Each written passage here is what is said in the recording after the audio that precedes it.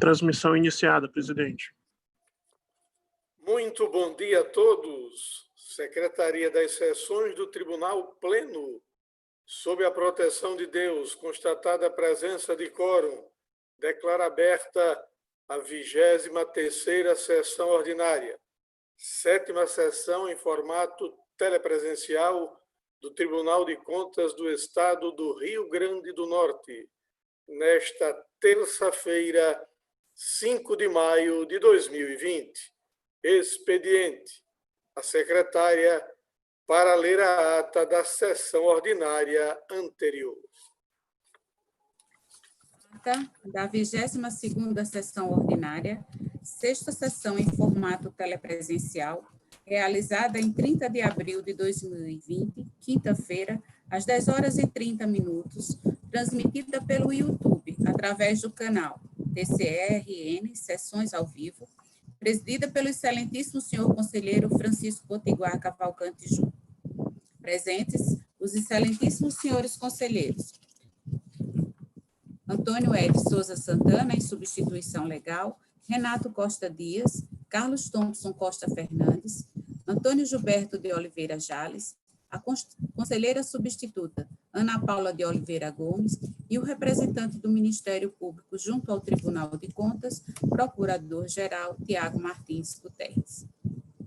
Ausência justificada da excelentíssima senhora conselheira Maria Adélia Salles. Registradas presenças dos seguintes servidores: consultor jurídico, Hudson Barbalho do Nascimento Leão, assessores de gabinetes, Kleber James Teixeira Cadó, Adriano Gugel Umbelino, Raquel Madureira de Almeida, Andréa da Silveira Lima Rodrigues, Daniel de Melo Lacerda, Mirley de Almeida Cardoso Oliveira. Da Diretoria de Informática, Vinícius José Miranda Brito Filho, Rutênio Sampaio da Vasco. Pela Comunicação Social, Vitor Márcio Bruno Vidal. Pela Secretaria das Sessões, Tereza Cristina Rocha do Nascimento, Luciana Coutinho Oliveira e demais servidores. Iniciados os trabalhos da sessão, foi lida a ata da 21ª sessão ordinária de 2020, que, colocada em votação, foi aprovada à unanimidade. Ordem administrativa. O excelentíssimo senhor conselheiro presidente, comunicou o pedido de férias do conselheiro Tarcísio Costa, no período de 4/5 a 2/6 de 2020, e convocou hoje a conselheira substituta Ana Paula para compor a mesa na cadeira do decano, conselheiro Tarcísio Costa, e a partir da publicação da portaria, fica a mesma convocada em substituição legal no período acima referido. 2. Justificou a ausência da conselheira Maria Adélia Salles, na íntegra, em vídeo, anexo 1. O excelentíssimo senhor conselheiro Antônio Gilberto de Oliveira Jales, comunicou que hoje, às 20 horas, haverá uma live, Desafio dos TCs em Tempo de Pandemia, promovido pelo TCE Pernambuco. 2. Na próxima segunda-feira, será a reunião do CNPTC, Conselho Nacional dos Presidentes dos Tribunais de Contas do Brasil, na qual será apresentado vários trabalhos desenvolvidos, inclusive um elaborado pelo TCE-RN. 3. A condução da reunião estará a cargo do doutor em Direito Administrativo, Joel de Menezes Naibu. 4. Agradeceu ao excelentíssimo senhor conselheiro presidente, Francisco Potiguar Cavalcante Júnior, a disponibilização da equipe da DIN e aos seguintes servidores: José Luiz Moreira Rebouças e Manuela Lins Dantas, pelo trabalho desenvolvido, na íntegra, em vídeo, anexo 2. O excelentíssimo senhor conselheiro presidente passou a ordem do dia. Após a leitura do voto do processo número 6460/2006, de relatoria do excelentíssimo senhor conselheiro Antônio Gilberto de Oliveira Jales, solicitou alguns esclarecimentos o conselheiro Carlos Thompson Costa Fernandes, que, ao final, sugeriu o encaminhamento dos autos ao MPE, sugestão que foi devidamente acolhida pelo relator, e o processo proclamado à unanimidade, na íntegra, em vídeo anexo 3. O excelentíssimo senhor conselheiro presidente desejou a todos um bom feriado e encerrou a sessão. Término da sessão ordinária às 11h23. É só, senhor presidente.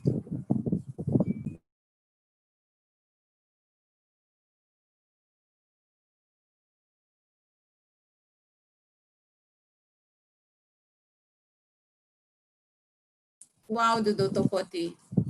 O áudio. Esqueceu de ligar. Desculpa. Agradecendo a secretária Tereza, coloco a ata em discussão. Não havendo nenhuma proposição de emenda ou alteração, considero a mesma aprovada. Ordem administrativa. Na ordem administrativa, comunico o pedido de férias do conselheiro Tarcísio Costa, período de 4 de maio a 2 de junho, e convoco a conselheira substituta Ana Paula de Oliveira Gomes para substituí-lo no período acima referido, conforme portaria de número 128/2020, publicada hoje. Ainda na ordem administrativa, justifica a ausência da conselheira Maria Adélia Salles. Comunico também a prorrogação do prazo estabelecido no artigo 1º da portaria 104/2020, GPTCE, até o dia 15 de maio de 2020. A palavra está facultada na ordem administrativa. Tem a palavra o conselheiro Gilberto Jales.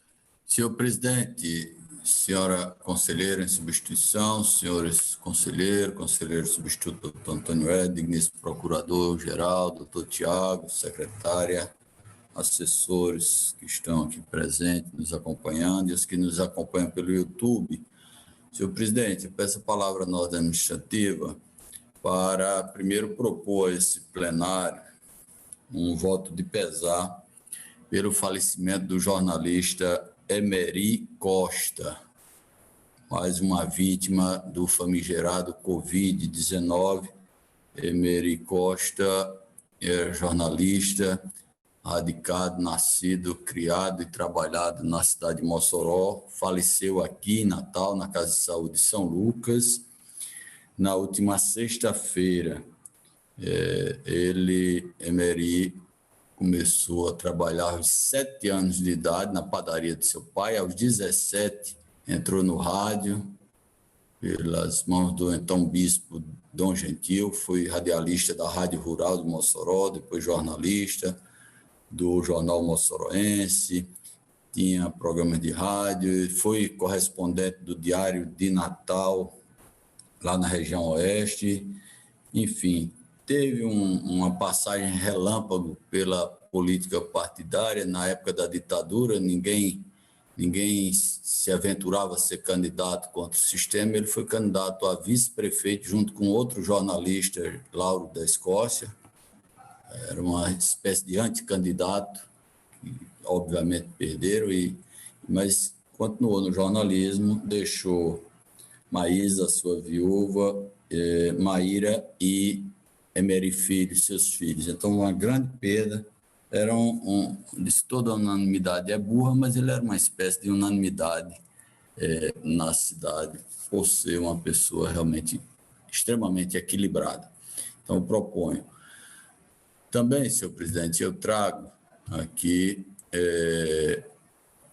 para a informação que ontem, durante a reunião que Vossa Excelência acompanhou do CNPTC, nós tivemos a oportunidade de apresentar um trabalho que foi realizado com uma equipe de técnicos, assessores jurídicos, consultores jurídicos e auditores de controle externo de vários tribunais. Foram 5 grupos de trabalho para desenvolver temas pertinentes à situação atual. Nós tivemos a oportunidade de coordenar um desses grupos e que tivemos aqui, como já até a ata já registra, a consultora Manuela Dantas e também José Luiz. Outros técnicos desse tribunal participaram de outros grupos de trabalho também, e um importante trabalho disponibilizado pelo CNPTC para a atuação dos tribunais e principalmente para a orientação de gestores com relação à questão de contratação de obra, de serviços de engenharia nesse período, a questão da realização de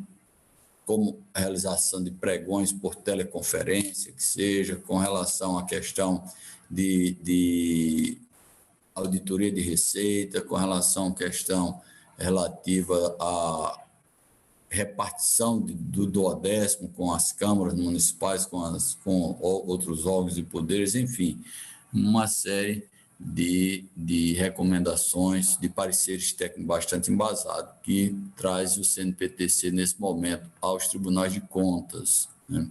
E também, por fim, senhor presidente, para não me alongar, eu digo que hoje à tarde, às 15 horas, mais uma live da Audicom, e às 17h30, logo em seguida, da Audicom. Ontem à noite teve uma muito boa com Júlio, ex-presidente da Ampicom, com o conselheiro Valdeci Pascoal, com a conselheira substituta Milene, enfim.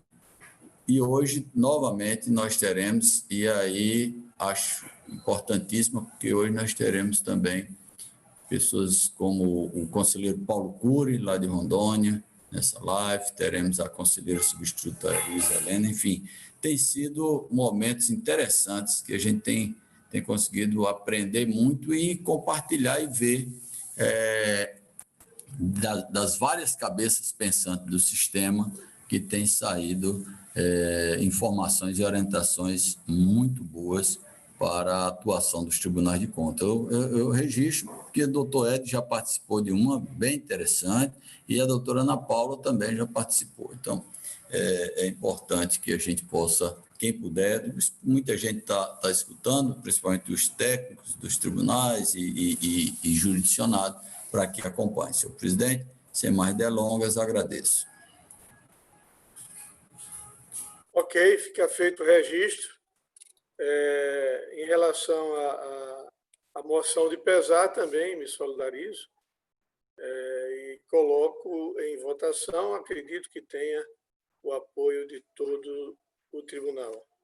Em relação à nossa equipe do Tribunal de Contas do Estado do Rio Grande do Norte, mais uma vez contribuindo aí com o sistema Tribunais de Contas, especialmente, neste caso, com o Conselho Nacional de Presidentes de Tribunais de Contas. A palavra continua facultada na ordem administrativa. Peço a palavra. Conselheira Ana Paula. Excelentíssimos senhores, muito bom dia. Senhor presidente, na ordem administrativa, peço a inclusão em pauta dos processos 7784/2018 e 7790/2018, de relatoria originária do conselheiro Tarcísio Costa, que peço permissão para relatar em substituição legal. Grata pela atenção. Ok, atendida. Conselheiro Renato Dias. Senhor presidente, peço a palavra na ordem administrativa para retificar um equívoco que foi observado após a 22ª sessão ocorrida na quinta-feira, dia 30 de 4 de 2020, onde na sessão anterior relatei 7 processos, todos eles encerrando julgamento pelo prejuízo do exame por perda de objeto, ocorrendo que, em específico, o processo número 18.795/2013, TC, que trata da apreciação da admissão de Maílde Gomes da Silva, foi julgado pelo prejuízo do exame decorrente de desligamento do cargo em exame, mas foi detectado após a sessão pela diretoria de expediente DE desta Corte, por meio do despacho proferido pela diretora da referida diretoria no evento 64, datado de 3 de 5 de 2020, valor do processo, um equívoco do próprio protocolo que digitalizou o mesmo processo em 2 oportunidades, gerando nomeação diversa e, portanto, duplicidade de processo também interessado. Sendo assim, a apreciação de Maílde Gomes da Silva já foi objeto de julgamento desse plenário em processo número 18.740/2013, na sessão plenária de 12 de 12 de 2019, pelo prejuízo do exame nos termos do artigo 312, parágrafo 4 do regimento interno deste Tribunal de Contas, resolução 9 de 2012, TCE, o que encerrou o acordo número 306/2019, TC, já transitado em julgado. De Estado, chamam feita a ordem e solicita a anulação do julgamento realizado na sessão passada, considerando a exigência do julgamento anterior sobre o mesmo fundamento, devendo, por conseguinte, ser o processo número 18.795/2013, TC, devidamente arquivado, fazendo-se juntar na oportunidade com o acordo número 1306/2019, TC. É só, senhor Pedro. Ok. A palavra continua facultada na ordem, já com a correção do conselheiro Renato Dias, a palavra continua facultada na ordem administrativa. Se mais nenhum dos senhores conselheiros, conselheiro substituto ou procurador desejam fazer uso da palavra, passo à ordem do dia. Tem a palavra a conselheira em substituição legal, Ana Paula. Excelentíssimos senhores, tenho 2 processos a relatar na sistemática extrapauta, conforme artigo 18 do regimento interno, e como as matérias são similares, peço a aplicação do artigo 188 do regimento interno para a deliberação na sistemática de relação. São os processos 7784/2018, interessada Suzana Rezende de Medeiros, assunto admissão. O outro processo é o 7790/2018, interessado Diego Matias de Oliveira Cunha, admissão também. O processo paradigma será o 7784/2018. Trata-se de processo referente à admissão de Suzana Rezende de Medeiros, aprovada em concurso público de provimento efetivo para o cargo de professora integrante do quadro geral de pessoal da Secretaria de Estado de Educação e Cultura. No curso da instrução processual, o corpo científico apontou o descumprimento de preceitos legais, sobretudo quanto às normas da LRF, e constatou que a interessada atendeu aos requisitos individuais para nomeação, posse e exercício no cargo. Em consequência, firmou entendimento pelo registro excepcional do respectivo ato, pela responsabilização dos gestores que deram causa às infrações detectadas no presente, e consignou que o próprio edital que originou as admissões também está sendo apreciado por este Tribunal de Contas, o que vem ocorrendo mediante processo autônomo já em curso, de número 15.515/2015. O Ministério Público de Contas também se manifestou pelo registro excepcional do ato, salientando a boa-fé da parte interessada e com respaldo na súmula 26 deste tribunal. Motivação: cuida-se de matéria já sedimentada no âmbito deste tribunal, que resultou a edição da súmula 26 TCRN. Assim, restando consignado que a servidora não deu causa a nenhuma das irregularidades encontradas, e que surge dos autos, situação afeta a incidência do verbete simular. Insta salientar, por oportuno, que já tramita neste tribunal o processo 15.515/2015, instaurado com a finalidade de apurar a responsabilidade do gestor que tenha cometido as irregularidades apontadas durante a instrução processual, bem como analisar a regularidade do concurso público regido pelo edital 1/2015.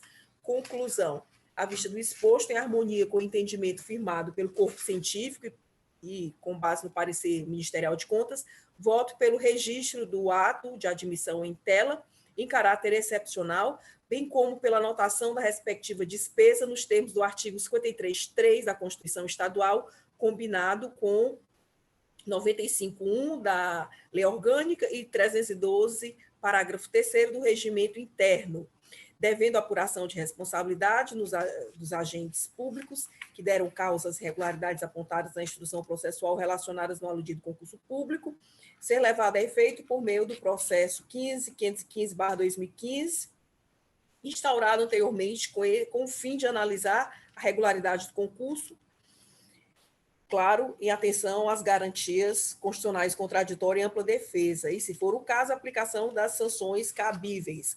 É como voto no processo 7784/2018, idêntica solução, ocorre no processo 7790/2018. É como voto nesses dois únicos processos. Grata pela atenção. Agradecendo a conselheira Ana Paula, passo a palavra ao conselheiro em substituição legal, Antônio Ed. Bom dia, Excelentíssimo senhor presidente, excelentíssimos conselheiros, conselheira em substituição, excelentíssimo senhor procurador, minha saudação também a todos os que nos assistem. Inicialmente, excelência, eu peço a reabertura da ordem administrativa para solicitar a retirada de pauta do processo 3.446 de 2014, interessada a senhora Francisca Gomes Silveira. Entendido. E passo, então, a relatar os processos pautados em substituição ao conselheiro Dr. Paulo Roberto. Primeiro, processo 7.425/2016. Esses autos se referem à análise da legalidade da aposentadoria voluntária com proventos integrais concedida ao servidor Jaime Bezerra Pessoa no cargo de auxiliar de saúde do quadro de pessoal da CESAP. O corpo técnico da Diretoria de Atos de Pessoal, em manifestação conjunta com o Ministério Público Especial, se manifestou pelo reconhecimento, né, do prejuízo do exame de mérito destes autos em razão do falecimento do interessado, sem a indicação de dependentes habilitados à percepção de pensão por morte. E o meu voto é acompanhando este entendimento, propondo, então, o voto pela extinção do processo sem resolução de mérito, nos termos do artigo 312, parágrafo 4º do Regimento Interno, e pela notificação do IPERN, estipulando o prazo de 60 dias para que providencie, se for o caso, a remessa do respectivo processo de pensão por morte ou que comunique a inexistência de dependentes. É o primeiro processo.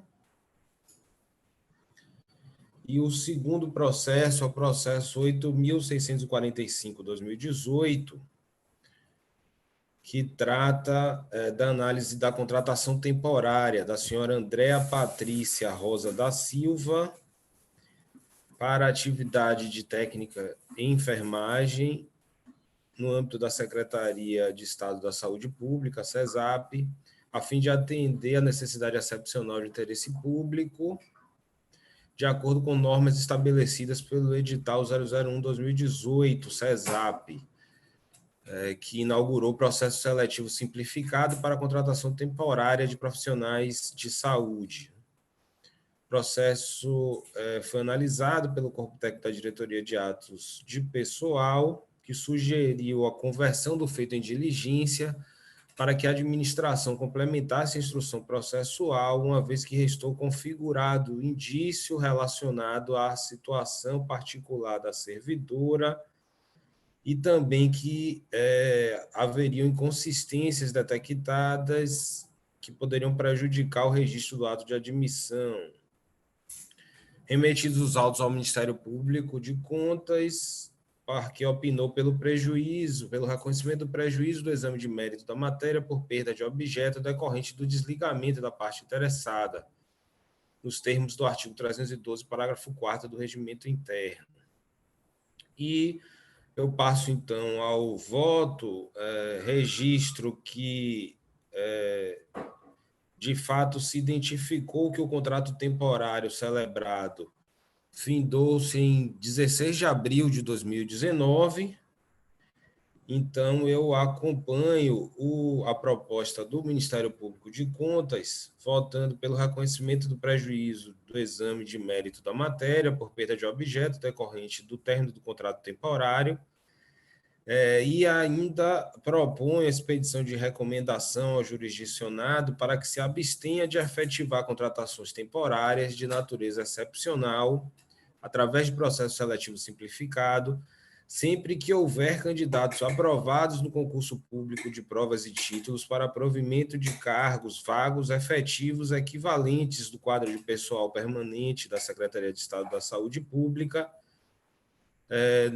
regido pelo edital 001/2018, CEAR/CESAP, publicados no Diário Oficial de janeiro de 2018, nos termos do artigo 7º, inciso 4º, da Lei Estadual 10.229 de 2017 e artigo 37, inciso 2º da Constituição Federal.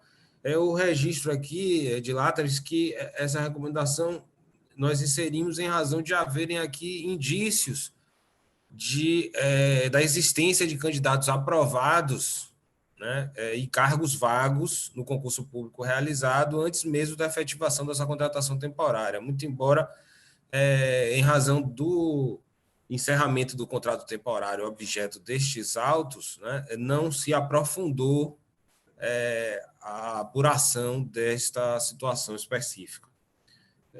E este é o último voto que eu tenho a apresentar ao colegiado na sessão de hoje, Excelência.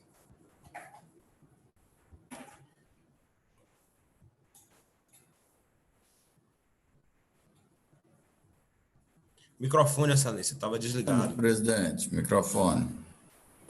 Agradecendo ao conselheiro Antônio Ed, passo a palavra ao conselheiro Renato Dias. Senhor presidente, senhores conselheiros, senhor procurador-geral, senhores conselheiros substitutos, Antônio Ed, doutora Ana Paula, assessores, a senhora secretária Tereza Nascimento, Andréa Rodrigues, Adriano Gugel, Raquel Madureira, Luciana Coutinho, Mili Cardoso, Daniel Lacerda, Hudson Barbalho, enfim, todos que nos assistem pelo YouTube. Saúde a todos. Senhor presidente, tenho a relatar na sessão de hoje 5 processos, sendo o primeiro deles o 7.354/2018 TCE, interessado Robson da Silva Andrade, assunto contratação por prazo determinado. Relatório. Trata o presente processo de apreciação de admissão de contratação por prazo determinado de Robson da Silva Andrade para a função temporária de professor do quadro da Secretaria de Estado da Educação e da Cultura do Estado do Rio Grande do Norte. Em análise da documentação apresentada, o corpo técnico pugnou pelo reconhecimento do prejuízo do exame de mérito da matéria por perda de objeto, nos termos do artigo 312, parágrafo 4 do Regimento Interno do Tribunal de Contas do Estado, aprovado pela resolução 09/2012 TCRN, devido à inatividade do vínculo contratual do servidor temporário, conforme informação extraída da CIG Duque. Em ato conjunto da APPG, o Corpo Instrutivo e o Ministério Público Especial ratificam com a informação da DAP. Fundamentação. Compulsando os documentos acostados aos autos, extrai-se que se trata de ato de admissão de servidor desligado do cargo, que resultou na inatividade do vínculo contratual do servidor temporário, conforme presente na informação DAP, evento 4, em que tal fato, por si só, causa a perda do objeto, prejudicando o exame da matéria, nos termos do artigo 312, parágrafo 4 do Regimento Interno deste Tribunal. Sendo assim comprovada a inexistência de vínculo para apreciação da legalidade para fim que existe por esta Corte de Contas, com relação à admissão e análise, esta prejudicada por flagrante perda do objeto.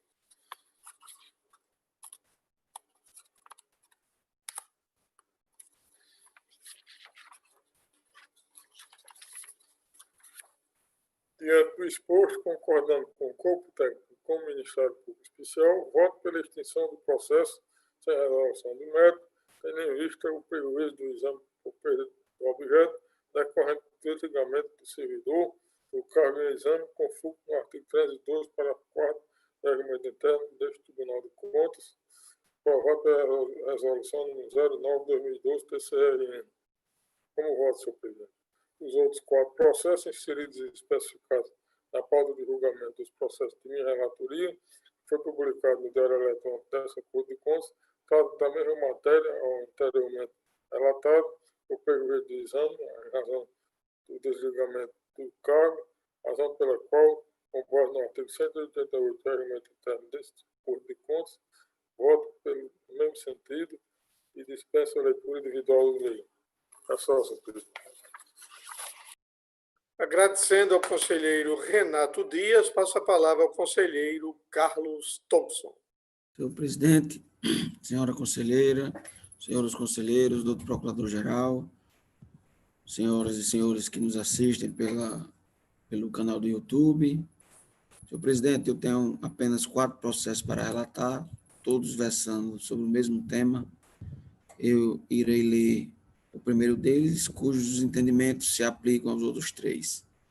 O processo de número 13.355/2017, cujo interessado é Fernanda Gugel Fernandes Benjamin, cujo processo que versa sobre a contratação temporária da citada interessada para o cargo de médica legista no Instituto Técnico Científico de Perícia do ITEP-RN.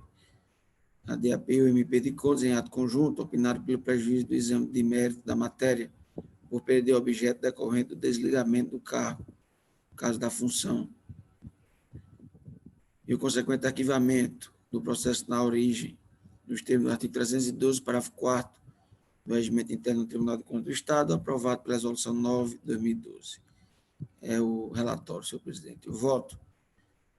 Eu sigo aqui o entendimento do Corpo Técnico do Ministério Público de Contas, consignando que essa é a linha de entendimento traçada pelo Tribunal de Contas em sua jurisprudência já pacificada, e chego à conclusão dizendo que isto posto, concordando integralmente com o Corpo Técnico da DAP e com o Ministério Público de Contas, voto pelo prejuízo do exame do mérito da matéria, por perder objeto decorrente do desligamento da parte interessada da referida função pública. E pontuo, senhor presidente, como fiz no início da minha narrativa, que eu tenho mais outros 3 processos que versam sobre o mesmo tema, um no âmbito do ITEP, outro da Fundac e também o outro no âmbito da Fundac. E o meu voto é também no mesmo sentido, é só, e agradeço a atenção de todos. Agradecendo ao conselheiro Carlos Thompson, passo a palavra ao conselheiro Gilberto Jales. Senhor presidente, senhora conselheira em substituição, doutora Ana Paula, senhores conselheiros, conselheiro substituto, ministro procurador, secretária, assessores aqui presentes que nos acompanham. Senhor presidente, eu tenho a relatar na presente sessão 19 processos, e eles todos são da ação coordenada, aposentadoria, e tratando daquela questão da incorporação indevida da vantagem transitória. Eu vou iniciar pelo processo 1392/2017, como paradigma nessa sessão, cuja interessada é Lúcia de Fátima Pereira Bezerra. Portanto, a senhora Lúcia de Fátima ocupava o cargo de assistente técnico de saúde do quadro de servidores da CESAP, e o processo foi apreciado pela unidade técnica durante a ação coordenada. Ministério Público e DAP, em análise conjunta, constataram impropriedades. Essas impropriedades comprometem a regularidade da concessão do benefício. Eu passo agora ao voto, após o sucinto relatório, e digo que o ato concessivo em apreço decorre do atendimento requisito no artigo 6º, inciso 1 a 4 e artigo 7 da Constituição, da Emenda Constitucional 41/2003, combinado com o artigo 2º da Emenda Constitucional 47/2005. E aí eu faço o preâmbulo já de amplo conhecimento com relação à questão da incorporação de adicional de insalubridade, ainda baseado no 29.4, inciso 2 da Constituição do Estado.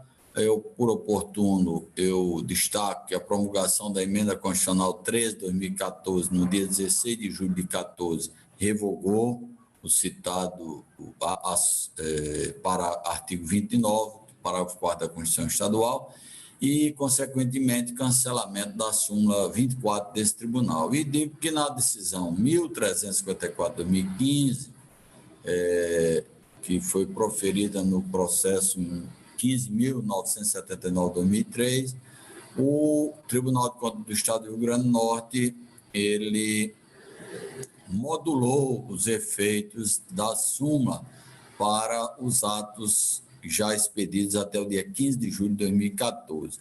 No caso concreto em análise, percebo que a inatividade da segurada só foi publicada no dia 1 de outubro de 2016. Portanto, o adicional de salubridade foi incorporado de forma indevida. E eu destaco também que cabe ao tribunal, a partir disso, né, não registrar o ato e determinar as correções, e ainda digo que é caso do não cumprimento da decisão do tribunal de multa diária. E aí eu já passo a conclusão, senhor presidente, que é na mesma linha do entendimento do Corpo Técnico do Ministério Público, voto baseado no 71.3 da Constituição Federal, 53.3 da Constituição Estadual e artigo 95.1 da Lei Complementar 464/12, nos seguintes termos: denegação do registro do ato concessivo de aposentadoria e a despesa dele decorrente, determinação ao IPERN para que em 90 dias, após o trânsito julgado, adote as correções necessárias, e já digo que, caso de descumprimento desse prazo, já fixando a responsabilização do gestor em multa de R$ 50 dia. E digo que essa multa é passível de revisão e limitada ao teto previsto no artigo 323, inciso 2, a linha F do Regimento Interno, a ser apurada em eventual mora. Nessa mesma linha, senhor presidente, os processos 72.43.17, Tânia Maria de Carvalho, 94.30.17, Margarete de Araújo Batista, 11.650.16, Manuel Amorim Fernandes, 12.329.17, Aurineide Ana Cabral, 12.518.17, Francisca Luciene de Lima, 12.693.16, Antônia de Araújo Dantas, 13.447.17, Maria das Neves Rodrigues Pires, 15.434.17, Maria José Lopes Duarte de Souza, 15.446.17, Francisca das Chagas Filgueira, 15.490.17, Clélia Coelho de Araújo, 16.120.17, Elizabeth Guerra Pereira Xavier, 18.090.17, Maria Eugênia Guimarães Alves, 22.834.16, Severino Ramos da Silva, 24.066.16, Eliane Bezerra de Melo Villanova, 24.685.16, Marise Selma do Nascimento, 24.980.16, Maria Gorete Alves de Araújo, 25.483.16, Marta Maria do Vale, 102.292.18, Jaide Bezerra Barbalho Fonseca. Era os processos que tinha a relatar na presente sessão. Senhor presidente, agradeço. Agradecendo ao conselheiro Gilberto Jales, passo a palavra ao doutor Antônio Ede, agora na condição de conselheiro substituto. Muito bom dia mais uma vez a todos. Como conselheiro substituto, eu tenho a relatar o processo 100.459/2019, inicialmente. É um processo que trata da análise de ato de aposentadoria concedido em favor da senhora Maria da Conceição Luna Viana, aposentadoria voluntária por tempo de contribuição, no cargo de auxiliar de saúde da CESAP, analisado no âmbito da ação coordenada para fins de tratamento de estoque da Diretoria de Atos de Pessoal,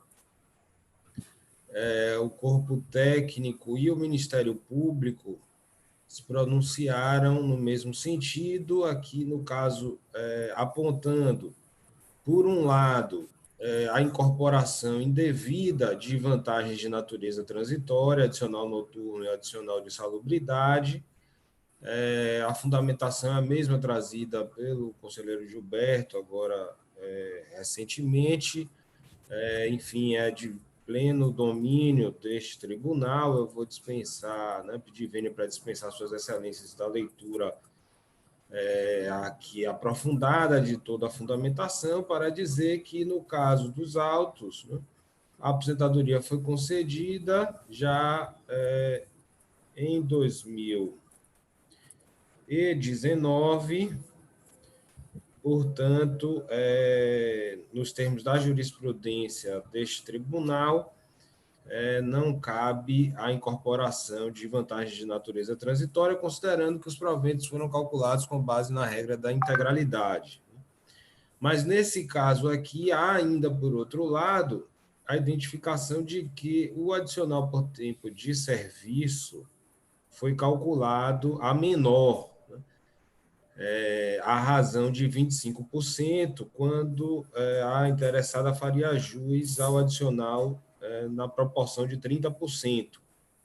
Então, concluindo o voto, eu proponho a denegação do registro, em harmonia com o entendimento defendido pelo Corpo Técnico do Ministério Público, a expedição de determinação ao IPERN para que, no prazo de 90 dias, adote as correções necessárias, e especifico aqui quais são elas, a correção do ato aposentador, a apostila de cálculos e a implantação dos proventos, no sentido de excluir as parcelas relativas ao adicional de salubridade e ao adicional noturno, e ainda a correção do ato, a apostila de cálculos e a implantação dos proventos, a fim de corrigir o valor do ADTS nos termos do artigo 75 da Lei Complementar 122 de 94.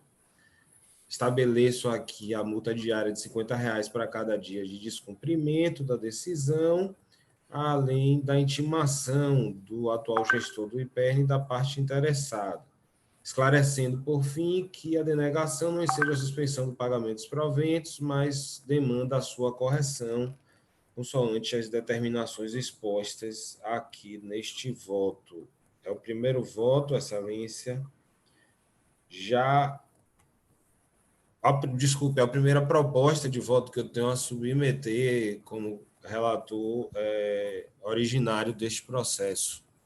Ok. Coloco em discussão e votação a proposição de voto do conselheiro substituto Antônio Ed. Aqueles que concordarem, permaneçam como se encontram. Aprovado. Tem mais um. O substituto Antônio Ed tem mais um processo, né? Isso. Okay.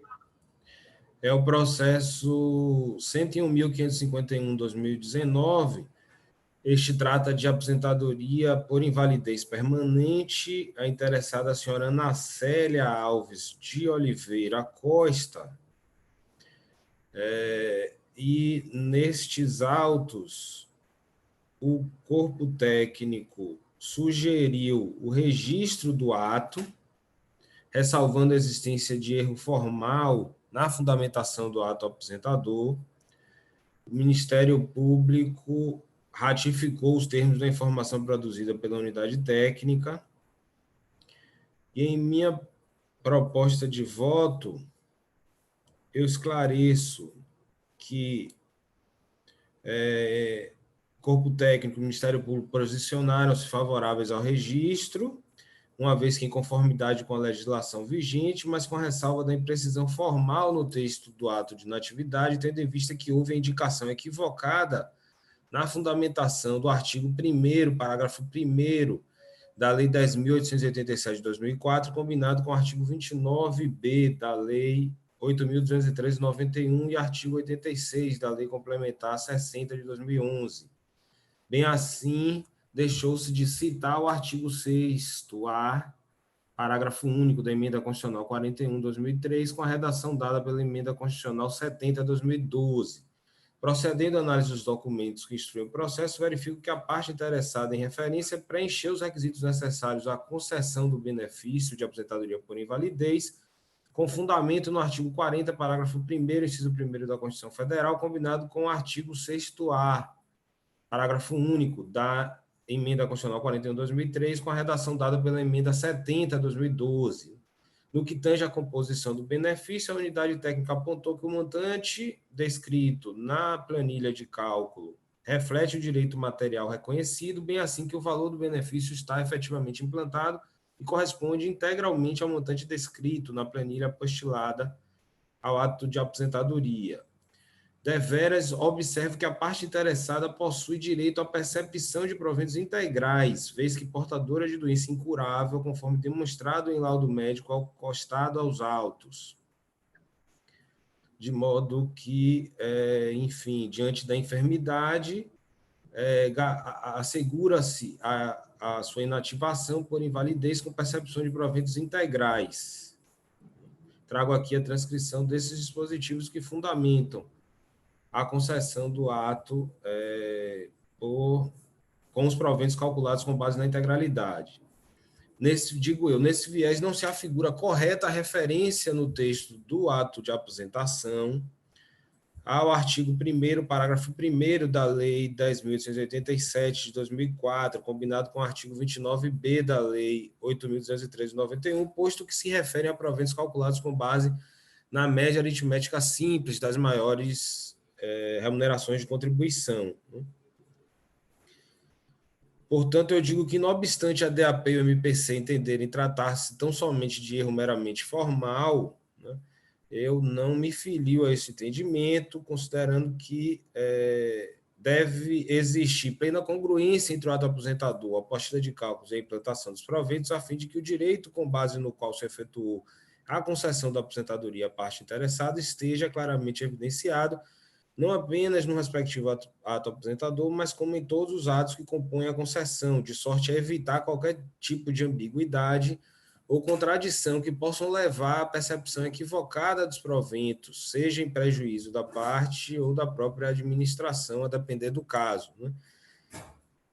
Então, eu entendo que, né, diante do risco de a interessada vir a ter, em eventual reajuste futuro, prejuízo, né, a partir do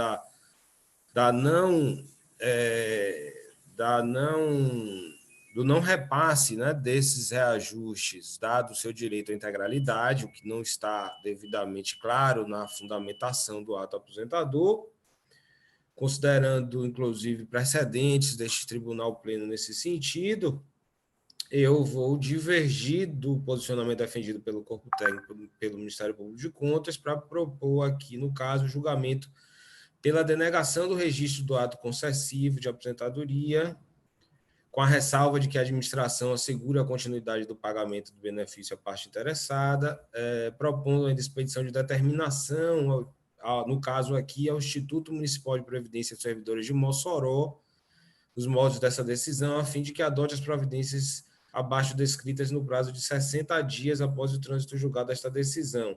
Caso aqui eu especifico qual a providência a ser adotada, né? Qual seja a retificação do ato aposentador, excluindo a menção ao artigo 1º, parágrafo 1º da Lei 10.887 de 2004, combinado com o artigo 29b da Lei 8.203 de 91, o artigo 86 da Lei Complementar 60 de 2011, fazendo constar referência ao artigo 6º-A, parágrafo único da Emenda Constitucional 41 de 2003, com a redação dada pela Emenda Constitucional 70 de 2012, fixando multa diária de R$ 50 para cada dia de descumprimento da decisão, propondo a intimação da autoridade competente para que adote as providências cabíveis, e, se for o caso, apresente o recurso também cabível contra essa decisão. Esclarecendo, mais uma vez, que a denegação não seja a suspensão dos pagamentos, né? Demanda tão somente a sua correção. É a outra proposta que eu tinha a apresentar. Só uma dúvida, o prazo para cumprimento? Eu especifiquei aqui o prazo de 60 dias. Porque normalmente a gente tem dado 90 dias na maioria dos processos, mas...